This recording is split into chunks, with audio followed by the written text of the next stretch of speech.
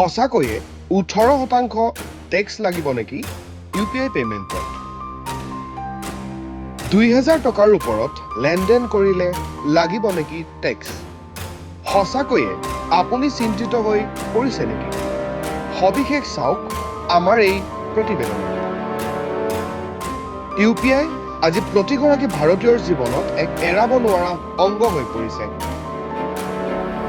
Mobile উঠাওক, payment কৰক আৰু হৈ গ'ল। এই লেনদেনত আপোনাক ব্যৱহাৰ নহয় কোনো ধৰণৰ কাৰ্ড অথবা নগদ ধনৰ। কিন্তু এটা শেহতীয়া খবৰে সকলোকে আচম্বিত কৰি তুলিছে, কিয়নো চৰকাৰে UPI পেমেণ্টত 18%লৈকে GST আৰোপ লগাবলৈ যো-জা চলাই আছে বুলি ইতিমধ্যে প্ৰচাৰ হৈছে বিভিন্ন মহলত। এই খবৰটোৰ পাছতেই সাধাৰণ জনতা, ব্যৱসায়ী আৰু ক্ষুদ্ৰ ব্যৱসায়ীসকলৰ মাজত উদ্ভৱ হৈছে হাহাকাৰময় পৰিস্থিতিৰ। কিন্তু ৰব, এইটো আচলতে এটা ভুৱা বাতৰিহে। UPIৰ ওপৰত চৰকাৰে কৰ আৰোপ কৰা বাতৰিটো ভাইৰেল হোৱাৰ পাছতেই কেন্দ্ৰীয় বিত্ত মন্ত্ৰণালয়ে দিছে বিশেষ স্পষ্টীকৰণ।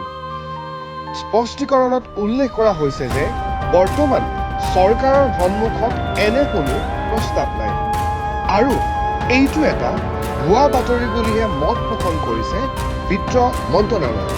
আৰু ইয়াৰ লগে লগে যেন স্বস্তিৰ নিশ্বাস পেলাইছে সৰ্বসাধাৰণ ৰাইজে, কিয়নো এতিয়া নাই কোনো ধৰণৰ চিন্তাৰ কাম, কিয়নো কোনো ধৰণৰ ধনৰ ডিজিটেল লেনদেনৰ ক্ষেত্ৰত প্ৰযোজ্য নহয় GST। News desk report, Assam স্পন্দন।